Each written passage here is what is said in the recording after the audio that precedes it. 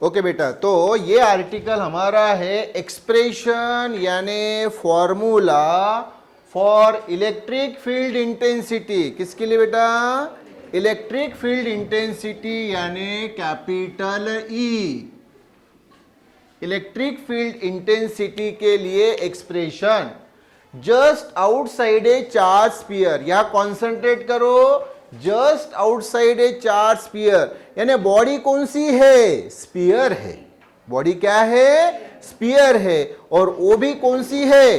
Charge sphere है। वो भी कौन सी बॉडी है? चार्ज स्फीयर है।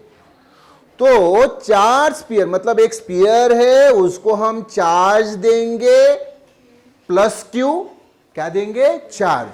तो चार्ज देंगे तो क्या होगा बेटा? वो कैसी बॉडी हो जाएगी? Charge body. तो चार्ज बॉडी होने के कारण उसके सराउंडिंग में क्या? उसके सराउंडिंग में वो क्या तैयार करती है? इलेक्ट्रिक फील्ड तैयार करती है। क्या तैयार करती है? इलेक्ट्रिक फील्ड तैयार करती है। इसका एक उदाहरण बताता हूं। जैसे मान लीजिए हम भगवान को मानते हैं, जिस भी भगवान को मानते हैं, सभी एक ही होते हैं, हाँ ठीक है ना? हाँ, तो जिसको भी मानते हैं हम, जिसको भी मानते हैं, तो आपको मालूम है कोई भगवान मान लीजिए या फिर संत पुरुष मान लीजिए, तो उनमें क्या भरी होती है? सिद्धियां भरी होती है, पॉजिटिव एनर्जी भरी होती है ना? उनका ऑरा देखिए, उनका ऑरा देखिए, है कि नहीं? तो उनमें पॉजिटिव एनर्जी भरी होती है, सिद्धियां भरी होती है, और वो वही एनर्जी अपनी क्या करते हैं? सभी आउटवर्ड डिस्ट्रीब्यूट करते हैं। इसलिए उनके सानिध्य में जब हम जाते हैं तो वही एनर्जी हमें मिलती है, हमें वो एनर्जी मिलती है, वो पीस मिलता है ना? बरोबर कि नहीं? एग्जैक्टली यहाँ भी वही हो रहा है। हमें क्या दिया है? एक स्फीयर दिया है। क्या दिया है? तो एक पहले हम स्फीयर लेंगे, बरोबर ध्यान दीजिए। तो ये स्फीयर है बेटा, इसका सेंटर हम O लेंगे और इसका रेडियस R लेंगे। तो ये बोलो क्या है? ये स्फीयर जिसका सेंटर क्या है? वो सेंटर है, और रेडियस क्या है? कैपिटल R रेडियस है। और इसके ऊपर देखो बेटा, ये चार्ज प्लस क्यू इतना चार्ज बेटा, ये इसके ऊपर हमने, इसके सरफेस के ऊपर, अंदर नहीं बेटा, कहां पे? सरफेस पे, ये हमने प्लस क्यू चार्ज, ये प्लस क्यू इतना चार्ज इस स्फीयर को दिया। जैसे ही उसके सरफेस पे हम चार्ज देते हैं तो उसके सराउंडिंग में, आजू बाजू में क्या तैयार होती है बेटा? इलेक्ट्रिक फील्ड तैयार होती है। क्या तैयार होती है? और उस इलेक्ट्रिक फील्ड की क्या रहती है? इंटेंसिटी रहती है। अरे तो उसी का तो एक्सप्रेशन फाइंड करना है। इलेक्ट्रिक फील्ड इंटेंसिटी, ई का एक्सप्रेशन हमें फाइंड करना है इस स्फीयर के जस्ट आउटसाइड। तो अभी बराबर ध्यान दो, ये शब्द पे ध्यान दो, जस्ट आउटसाइड। तो ये जो स्फीयर है, इस स्फीयर के जस्ट आउटसाइड, ये देखो यहां पे एक पॉइंट लिया हमने P। क्या लिया रे बाबू? बोलो। एक पॉइंट लिया हमने P, ये पॉइंट P लिया हमने।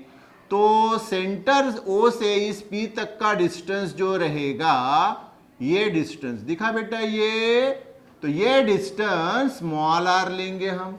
क्या लेंगे बेटा? Small r। तो पहली बात तो मुझे ये बता दो, ये ओपी डिस्टेंस यानी स्मॉल r इस स्फीयर के रेडियस कैपिटल R से बड़ा है कि नहीं? तो small r is greater than capital R। पक्का? क्योंकि पॉइंट P ये स्फीयर से बाहर है ना?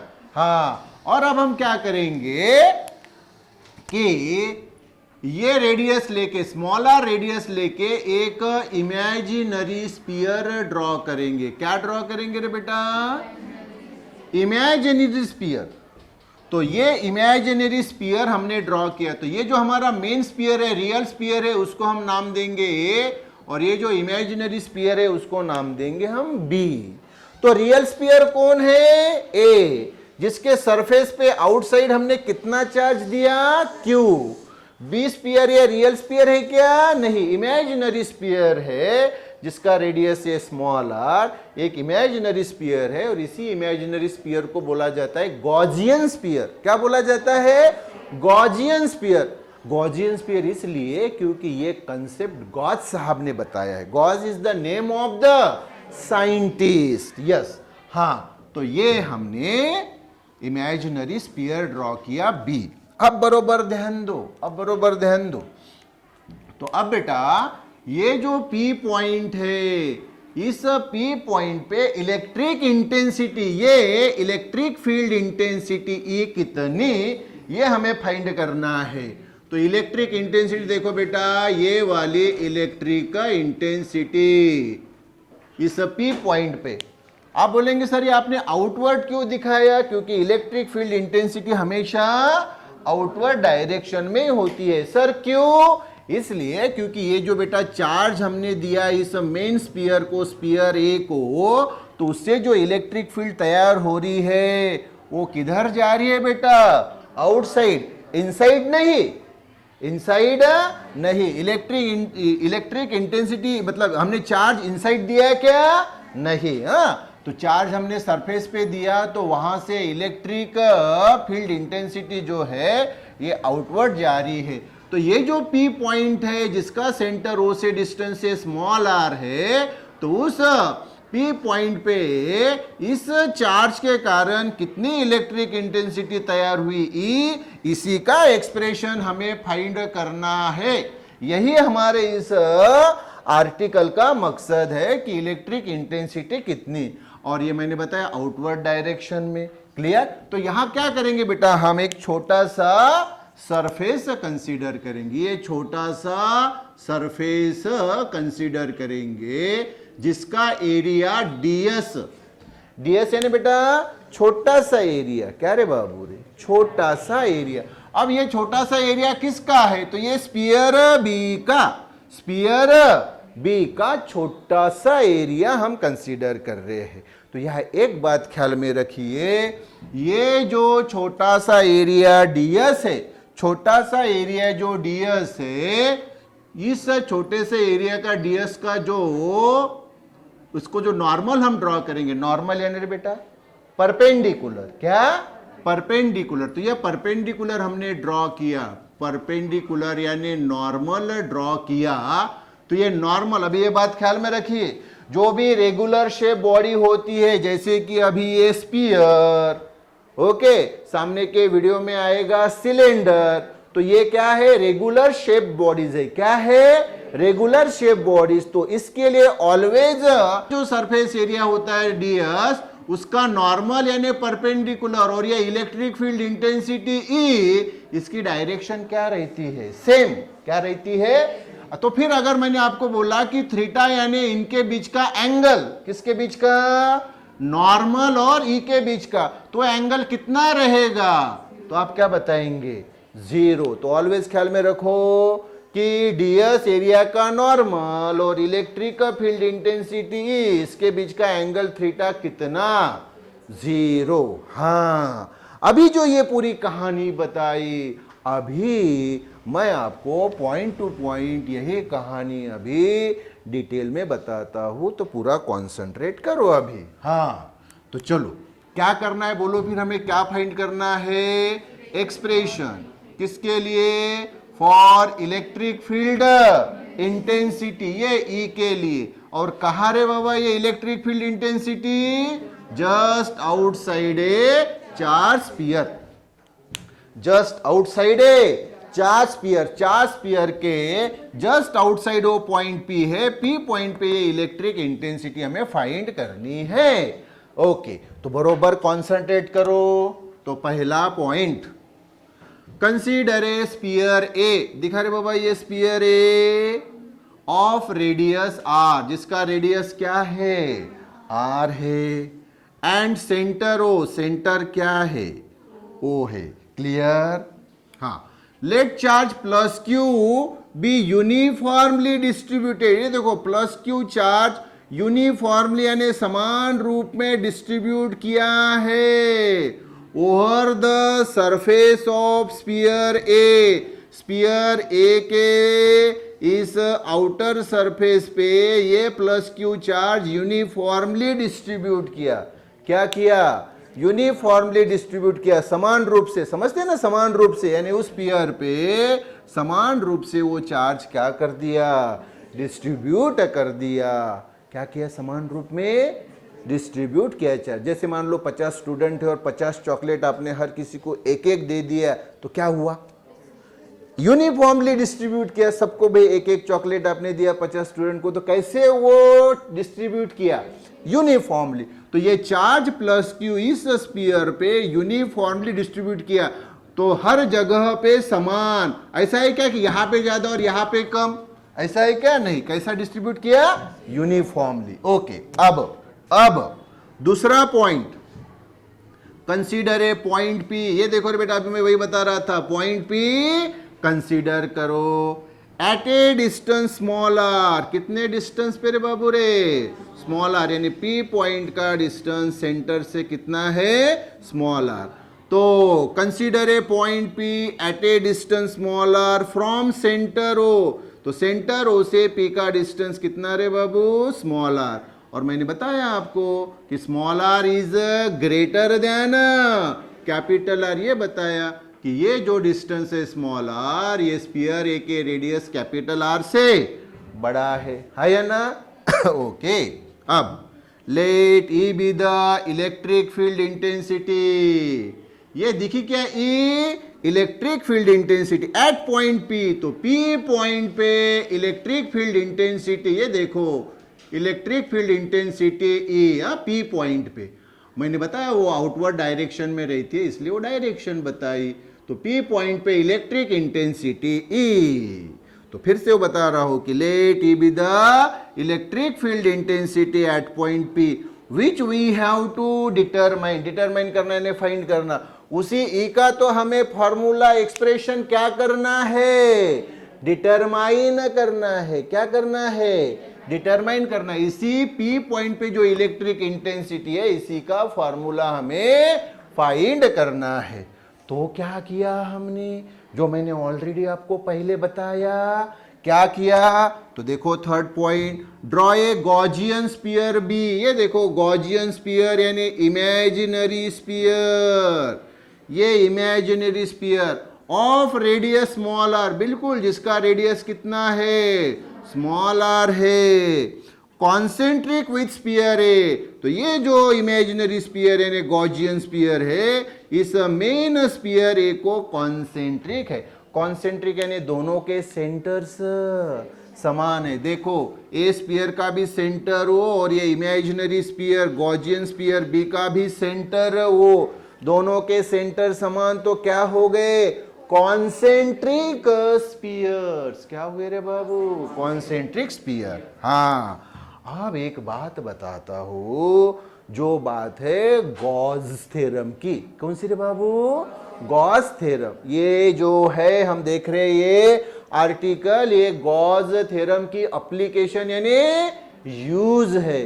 तो गॉस थ्योरम, गॉस साहब ने क्या थ्योरम बताया वो सिंपल इसमें मैं आपको बताता हूं, वो बरोबर ध्यान दो।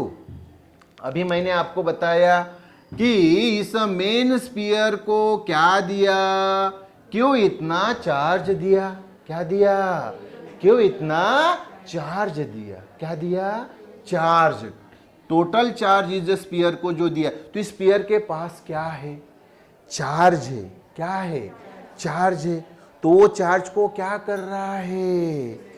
हाँ, वो चार्ज के कारण वो अपने सराउंडिंग में क्या तैयार कर रहा है? इलेक्ट्रिक फील्ड तैयार कर रहा है। क्या तैयार कर रहा है? Electric field. हाँ, जैसे अभी उदाहरण मेरा लीजिए, अब मेरे पास फिजिक्स का नॉलेज है, तो मैं क्या कर रहा हूं? ये फिजिक्स का नॉलेज डिस्ट्रीब्यूट कर रहा हूं, दे रहा हूं ना? क्या कर रहा हूं? डिस्ट्रीब्यूट कर रहा हूं। हाँ, तो गॉस थ्योरम यानी गॉस साहब अपने थ्योरम में क्या बोल के गए?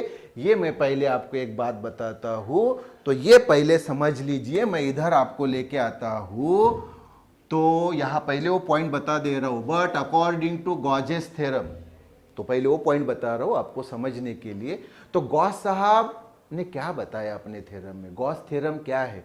गॉस साहब ये बोलते हैं कि भाई जितना भी बॉडी ने चार्ज क्या किया, एनक्लोज किया, जितना भी बॉडी ने क्या किया, चार्ज एनक्लोज किया, उतनी ही उससे टीनी निकलती है। क्या निकलती है? टीनी। आप बोलेंगे सर ये टीनी क्या है? टीनी यानी टोटल नॉर्मल इलेक्ट्रिक इंडक्शन। क्या? Total normal electric induction. Total normal यानी perpendicular electric induction. Electric induction यानी ही इलेक्ट्रिक लाइंस ऑफ फोर्स। ये कैसे? तो मैं साधे एक फिगर के द्वारा आपको बताता हूं। ये देखो बेटा, स्पीयर देख रहे हो? ये क्या है? ये स्पीयर है, देख रहे हो ना? हाँ, तो यहां से सादी भाषा में मैं बताता हूं।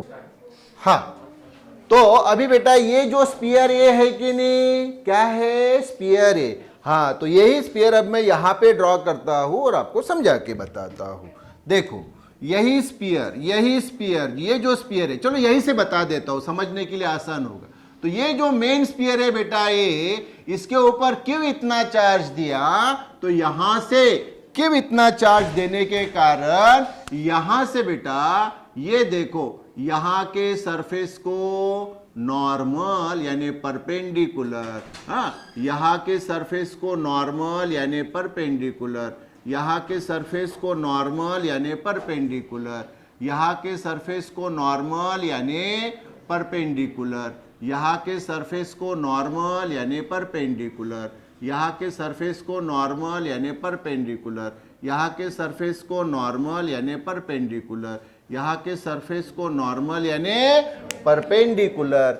ये क्या निकल रहे बेटा? टीनी यानी total normal electric induction. Total यानी ये जो पूरे निकल रहे। अभी तो यार रेफरेंस के लिए मैंने ये 7-8 ही ड्रॉ किए हैं, जबकि वहां से तो लाखों की संख्या में ये जो हर सरफेस का हर छोटा छोटा पार्ट है, वहां से क्या निकलती है? ये टीनी। टीनी यानी फिर से बता रहा हूं, टोटल, ये जो टोटल सभी निकल रही है। नॉर्मल यानी देखो वहां के सरफेस को परपेंडिकुलर। इलेक्ट्रिक इंडक्शन यानी ही electric lines of force, electric lines of force ये निकलती है। आपका प्रश्न, सर क्यों निकलती है? अरे आपने उस स्पीयर को क्या दिया? चार्ज दिया ना। जो भी चार्ज दिया तो उसके कारण क्या हो रही है? उससे टीनी निकल रही है। अरे वही बात ना, मैं आपको फिजिक्स पढ़ा रहा हूं। क्यों पढ़ा रहा हूं भैया? क्योंकि फिजिक्स का नॉलेज मेरे पास है, इसलिए तो दे रहा हूं ना। उदाहरण करो, बरा मेरे पास फिजिक्स का नॉलेज नहीं होता तो मैं आपको नॉलेज देता क्या? नहीं। यहां खड़ा होने के बाद मेरे हाथ पैर ऐसे ऐसे हिलते हुए, क्या पढ़ाऊं क्या नहीं, क्या पढ़ाऊं क्या नहीं, कैसे पढ़ाऊं, है ना? अरे नॉलेज है इसीलिए तो दे रहा हूं ना। बिल्कुल। अरे तो इसको आपने स्पीयर को क्या दिया? क्यों इतना चार्ज दिया? तो उस चार्ज के कारण उससे क्या निकलती है? टीनी निकलती है।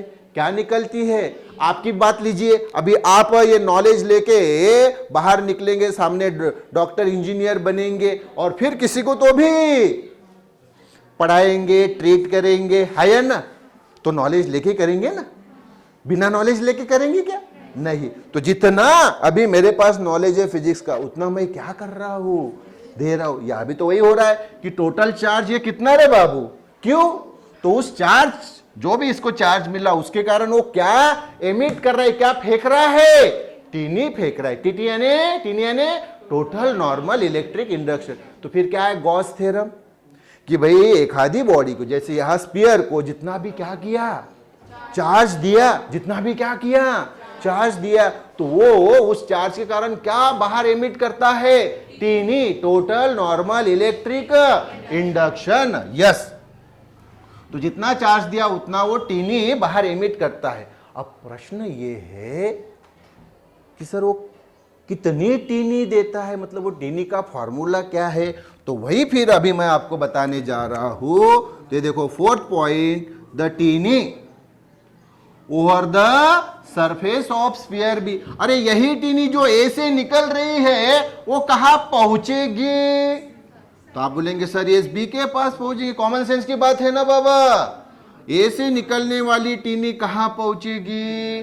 बी पे पहुंचेगी ना रे बाबा। मेरा नॉलेज ये जो निकल रहा है, मेरा नॉलेज जो ये निकल रहा है ये आप तक पहुंच रहा है। तो ये स्फीयर ए से जो टीनी निकल रही है वो कहां पे पहुंचेगी? बी पे पहुंचेगी।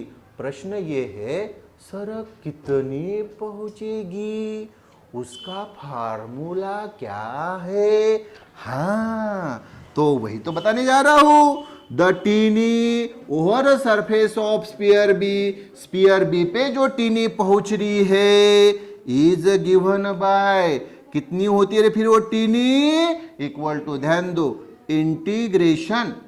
इंटीग्रेशन यानी रे वो टोटल रे बाबू, इंटीग्रेशन यानी समेशन यानी एडिशन, दिस। तो टोटल यानी समेशन यानी integration, epsilon E cos theta DS. आप बोलेंगे सर ये इप्सिलॉन क्या है? परमिटिविटी ऑफ द मीडियम, जिसमें ये स्फीयर रखा, जिस भी मीडियम में रखा होगा उसकी परमिटिविटी। ई यानी तो पहले से ही बता चुका हूं ना बेटा, वही तो फाइंड करना है हमें।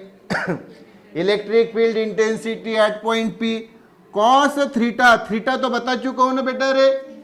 ये छोटा सा स्फीयर बी का छोटा सा जो ये एरिया है डीएस, उसका नॉर्मल यानी परपेंडिकुलर, और ये इलेक्ट्रिक फील्ड ई, इसके बीच का एंगल दोनों एक ही दिशा में, इसलिए थीटा कितना रहता है बोला? 0। तो थीटा कौन है? Angle between E and normal of DS, DS का नॉर्मल और ई इसके बीच का एंगल। हाँ तो कॉस थीटा। और सर डीएस, अरे डीएस यानी वही छोटा सा टुकड़ा ना रहे बाबू, ये छोटा सा टुकड़ा, इस पूरे स्फीयर का छोटा सा टुकड़ा। क्लियर क्या? छोटा सा टुकड़ा, छोटा सा टुकड़ा समझाने के लिए, जैसे हमारी पूरी बॉडी है और कभी हमें लग जाता है कहीं किसी पॉइंट पे, तो छोटा सा पार्ट क्या हो गया? हमारे पूरे बॉडी का छोटा सा एरिया डीएस। तो हम उसको क्या करते हैं? उतने पार्ट को ट्रीट करते हैं, है ना? बेटाडीन लगाएंगे, कुछ भी लगाएंगे, है ना? या डॉक्टर ने कुछ वहां दूसरा कुछ ऑइंटमेंट दिया है लगाने के लिए, बरोबर कि नहीं? हाँ उसी प्रकार से ये स्फीयर बी का ये छोटा सा टुकड़ा डीएस। हाँ बोलो फिर टीनी कितनी होती है?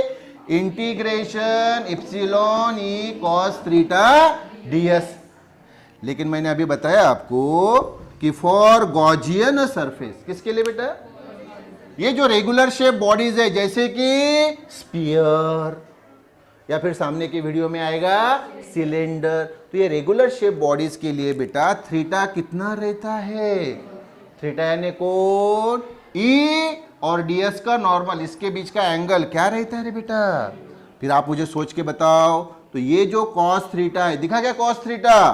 तो ये cos theta equal to, theta की वैल्यू कितनी रे बाबू? 0। तो कॉस 0, और कॉस 0 यानी क्या होता है?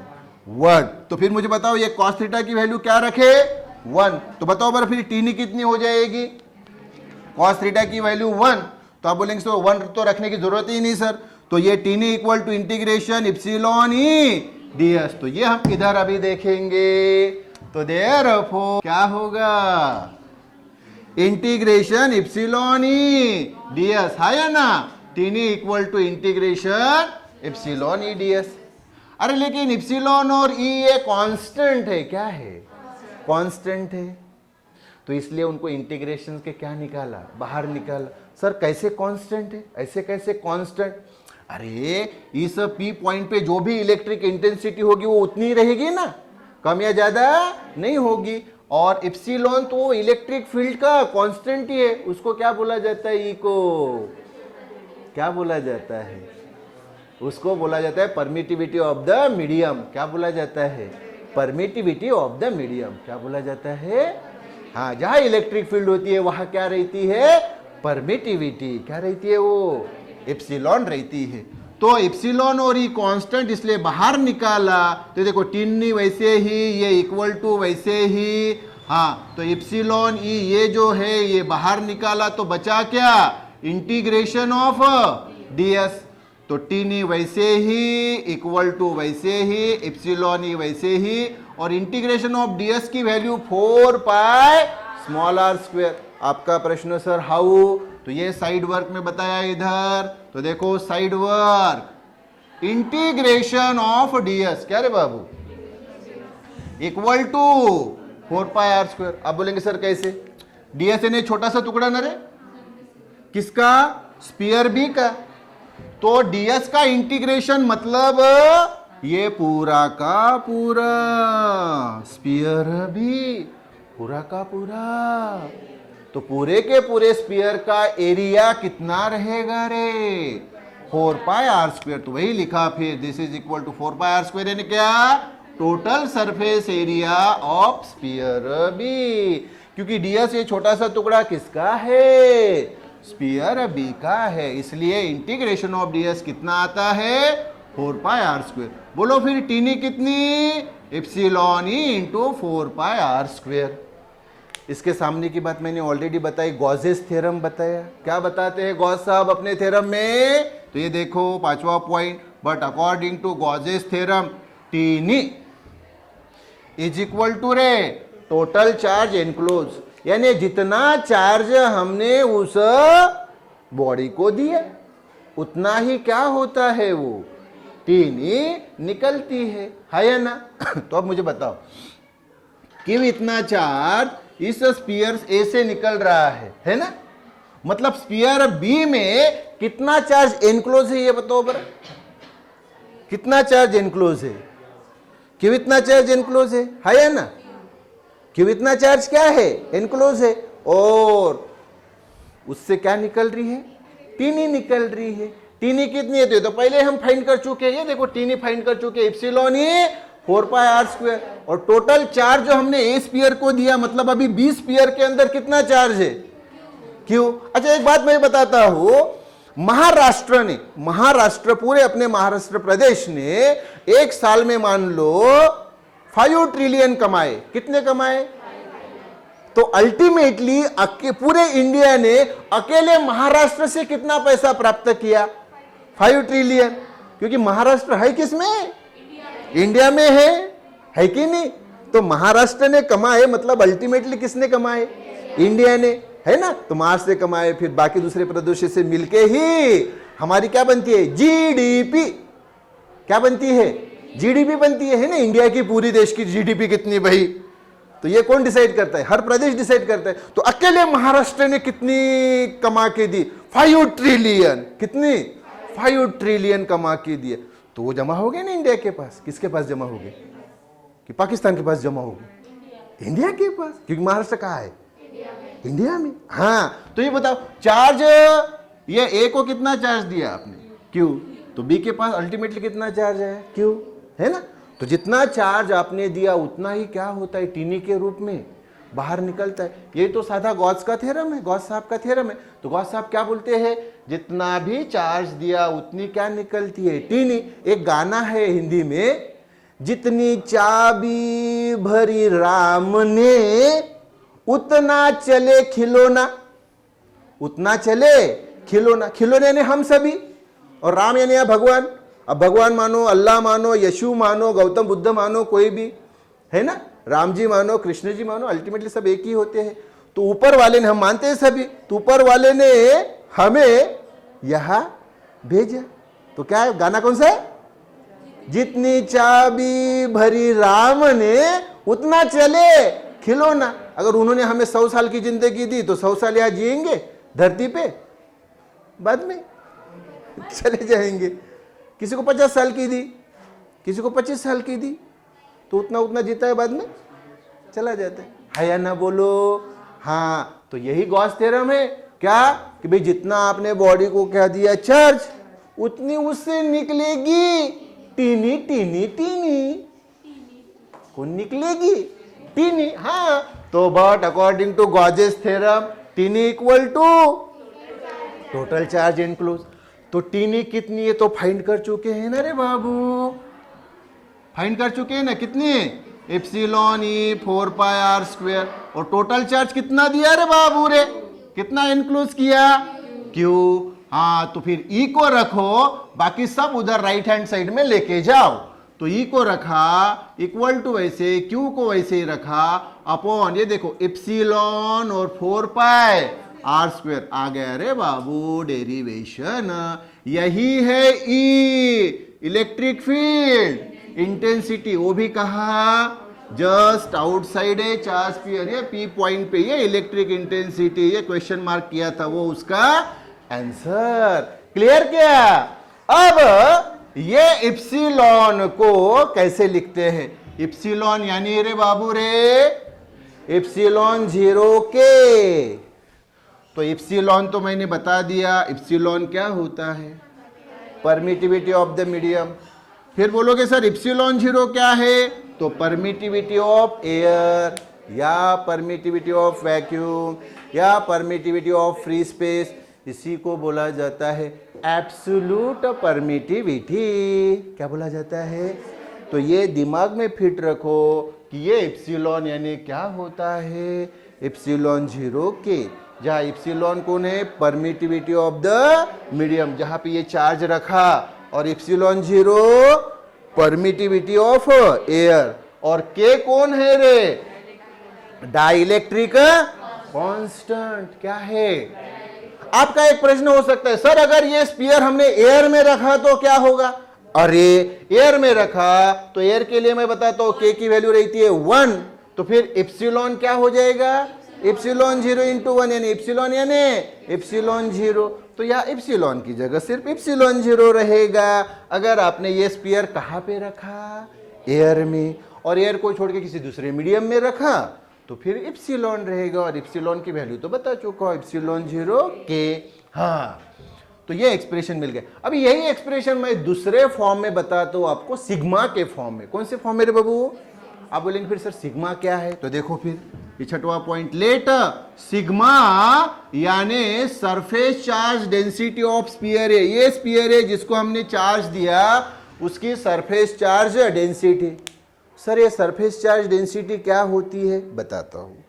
तो ये सिग्मा यानी surface charge density equal to charge upon area होता है रे बाबू। सरफेस चार्ज डेंसिटी फार्मूला ख्याल मेरे को एंट्रेंस के लिए, सरफेस चार्ज डेंसिटी यानी चार्ज अपॉन एरिया। सर किसका चार्ज? अरे चार्ज ऑफ स्फीयर है, जिसको चार्ज दिया, अपॉन एरिया किसका? उसी का, एरिया ऑफ स्फीयर है।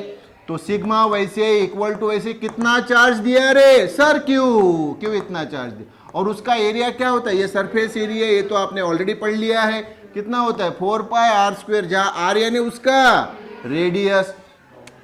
तो ये हमें वैल्यू मिली सिग्मा की, ये भी फार्मूला दिमाग में फिट कर लो, बोर्ड के लिए भी एंट्रेंस के लिए भी। तो फिर मुझे बताओ चार्ज क्यू कितना होगा? तो ये इधर लाओ, तो क्यू इक्वल टू क्या हो गया? Sigma into 4 pi R square. हाँ, तो ये क्यू की वैल्यू जो आई ये भी दिमाग में फिट करो, और ये क्यू की वैल्यू यहां रख लो, 1 में रखो। तो ये फ्रॉम 1, ये ई वैसे ही इक्वल टू वैसे ही, और ये क्यू की जगह sigma into 4 pi R square upon a epsilon into 4 pi small r square वैसे ही। क्या कैंसल होगा? तो आप बोलेंगे सर 4 पाई कैंसल, बचा क्या? तो sir sigma upon epsilon into capital R square upon small r square. अरे यही ई का दूसरा फॉर्मूला है रे बाबा, तो इक्वेशन 2 लिखा। तो ये भी ई का फार्मूला, ये भी ई का फार्मूला, लेकिन ये चार्ज क्यू के रूप में है, और ये सिग्मा यानी सरफेस चार्ज डेंसिटी के रूप में है। दो फार्मूले बताए। अब इसकी मैं स्पेशल केसेस भी आपको बताता हूं। तो 2 स्पेशल केसेस, एक ए और एक बी। ए क्या है? बरोबर ध्यान दो, E point P is on the surface of sphere A. देखो ये पॉइंट पी अभी स्फीयर ए के जस्ट आउटसाइड है ना। अगर ये पॉइंट पी यहां पे रहा स्फीयर ए के सरफेस पे तो क्या होगा? तो आप बोलेंगे सर फिर ये जो स्मॉल आर है सर वो कैपिटल आर इतना हो जाएगा, है ना। तो then small r equal to, अरे फिर मुझे बताओ ये ई इक्वल टू, ये हमारे पास फार्मूला है, स्मॉल आर अगर कैपिटल आर हो गया तो फिर ये आर स्क्वायर और आर स्क्वायर क्या हो जाएंगे? कैंसल। बचा क्या रे सिग्मा अपॉन इप्सिलॉन। तो E इक्वल टू क्या आएगा? एंट्रांस के लिए ख्याल में रखो, दो फार्मूले तो E के पहले ही बता चुका हो। और अगर ये उस P पॉइंट उस स्पीयर A पे रहा तो फिर फार्मूला सिर्फ क्या बनता है? सिग्मा अपॉन इप्सिलॉन, जहाँ सिग्मा यानी सरफेस चार्ज डेंसिटी और इप्सिलॉन यानी परमिटिविटी ऑफ मीडियम जहाँ पे ये स्पीयर रखा। और एक दूसरी स्पेशल केस, आप बोलेंगे सर अगर ये P पॉइंट हमने अंदर रखा, ये सर यहां रखा, पहले आउटसाइड रखा फिर ये सरफेस पे रखा, तो सर केस ए स्पेशल केस ए, और सर अंदर रखा स्पीयर के, तो क्या होगा? तो देखो ये point P is inside sphere A, then ये जो E होता है बेटा ये क्या आता है? 0। क्यों आता है सर 0? तो ये 1 से देख लो। ये चार्ज क्यों आपने अंदर दिया? क्या स्पीयर को अंदर दिया क्या? नहीं सर। कहाँ दिया? सर उसके आउटर सरफेस पे हमने चार्ज दिया था, अंदर नहीं दिया। मतलब अंदर चार्ज कितना है? 0। रखो बर इसमें 0, क्यू की जगह 0 रखो बर। तो E equal to 0 upon this, तो E की वैल्यू क्या आएगी? 0। तो इनसाइड इलेक्ट्रिक फील्ड इंटेंसिटी कितनी? 0। तो मुझे फिर ये सभी फार्मूले बताओ। जस्ट आउटसाइड रखा तो इलेक्ट्रिक इंटेंसिटी चार्ज के रूप में क्या? Q upon epsilon 4 pi small r square. Surface charge density के रूप में क्या? तो E equal to sigma upon epsilon capital R square upon small r square. अगर ये पॉइंट P अगर स्पीयर A के सरफेस पे ही रखा तो फिर E इक्वल टू क्या आता है? सिर्फ सिग्मा अपॉन इप्सिलॉन। और अगर ये पॉइंट P इनसाइड रखा तो E इक्वल टू 0। कैसे? क्योंकि सर इनसाइड चार्ज तो दिया ही नहीं, तो चार्ज क्यों? 0। तो sir E equal to 0 upon this यानी 0। कितने फार्मूले हुए? 4 फार्मूले हुए। और एक्स्ट्रा के फार्मूले जैसे कि सरफेस चार्ज डेंसिटी यानी चार्ज अपॉन एरिया है ना, उससे ये फार्मूले तैयार होते हैं। ये एक्स्ट्रा का formula epsilon equal to epsilon 0 के है ना। और एक एक्स्ट्रा का फार्मूला यानी Gauss's theorem, total charge enclose equal to TNEI. जितना चार्ज बॉडी को दिया उतनी ही उससे क्या निकलती है? टीनी। और फिर एक्स्ट्रा फार्मूला टीनी का अकॉर्डिंग टू गॉसेस थ्योरम क्या? Epsilon integration epsilon E cos theta ds। Regular shape body होगी जैसे स्पीयर, या अगले वीडियो में सिलेंडर आएगा तो वहाँ 100% थीटा 0 रहता है। थीटा कौन रहता है एक बार बता दो? इलेक्ट्रिक फील्ड इंटेंसिटी और वो जो छोटा सा सरफेस ds है उसका नॉर्मल, इसके बीच का एंगल। Okay, yes.